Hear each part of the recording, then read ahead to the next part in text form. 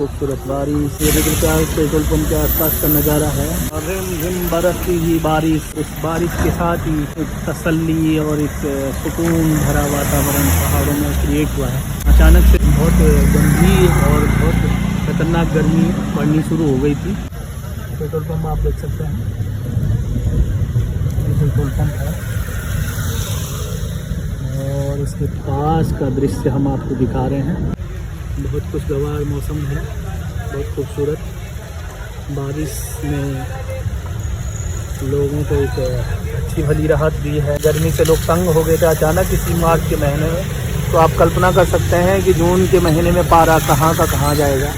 फिर रुद्रप्रयाग की स्थिति है और दिल्ली, देहरादून, अन्य शहरों की तो हम कल्पना नहीं कर सकते हैं, क्योंकि हम पहाड़ी हैं और इतनी गर्मी हम शायद ही सहन कर सकें। हैदराबाद के जंगलों में इतनी भयंकर तबाही हुई है, वन्य जीवों के साथ जो खिलवाड़ हुआ है, उस खिलवाड़ को प्रकृति कभी माफ़ नहीं करेगी। और हमारा मानना है कि इस साल प्रचुर मात्रा में गर्मी पड़ेगी, जिस गर्मी का सामना सारी दुनिया को करना पड़ेगा, क्योंकि प्रकृति से बड़ा कोई ईश्वर नहीं। प्रकृति से खिलवाड़ इतना सस्ता नहीं होगा। अपने केदार की आपदा हम सब ने देखी, सुनामी हमने देखी, दुनिया भर की तबाही हमने देखी। प्रकृति जब रुष्ट हो जाती है, क्योंकि प्रकृति सदैव संतुलन चाहती है, बैलेंस, और प्रकृति के बैलेंस से कोई भी खिलवाड़ नहीं कर सकते हैं। पूरा पाषाण काल से लेकर हम देखते हैं कि मानव ने अग्नि, सूर्य, वायु और इन सबको पूजना शुरू करा। इस सब से हम वाकिफ़ हैं। और कोई भी धर्म हो, कोई भी संस्कृति हो, कोई सभ्यता हो, प्रकृति से सीख कर, प्रकृति से बढ़कर आज हम हिंदू, मुस्लिम इतना कुछ करते हैं। अगर अरब में मानते हैं कि मांसाहार मुख्य वो था, क्योंकि हम सब जानते हैं कि अरब में कृषि नहीं हो सकती, खेती नहीं हो सकती है। वहीं हिंदू धर्म जहाँ भारत में है, तो यहाँ पर कृषि के बहुत सारे साधन हैं, खेती है, पशुपालन है, सब कुछ है। तो यहाँ पर मांसाहार की प्रवृत्ति उस मात्रा में नहीं देखने को मिलती है जो अरब में है।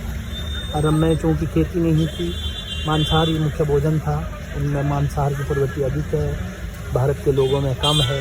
उसकी वजह है प्रकृति, और जिसको हम आज धर्म मानते हैं। हमारे हिसाब से जिस तरह आज संविधान है, कानून है, उस समय का कानून था कि ताकतवर अगर किसी को लूट खसोट करके, डरा धमका के कोई मेहनत कर रहा है, उसको झपट ले। इस प्रकार की प्रवृत्तियों को डराने के लिए कानून बना था, जिसको धर्म का नाम दिया। समझ सकते हैं कि धर्म उस समय का संविधान था, जिस तरह आज का संविधान और कानून है। लेकिन धर्म का हमने बतंगड़ बना दिया, वो अधिक बुरा है। कहने का आशय ये है कि जितने भी धर्म, जितनी भी सभ्यताएं विकसित हुई हैं, वो सारी प्रकृति से सीख कर विकसित हुई हैं। सब प्रकृति से फल फूल कर आगे बढ़े हैं। तो प्रकृति से बड़ा कोई ईश्वर नहीं है, आप समझ लीजिए। बाकी सब इंसान हैं और इंसानों को इंसानियत में रहना ही उनका सबसे बड़ा धर्म है। आप अगर मेरी बातों को समझ सकें तो आपके शुक्रगुजार रहेंगे, सृष्टि को बचाने में सहयोग कर सकें इस दुनिया को। तो ओके, थैंक यू।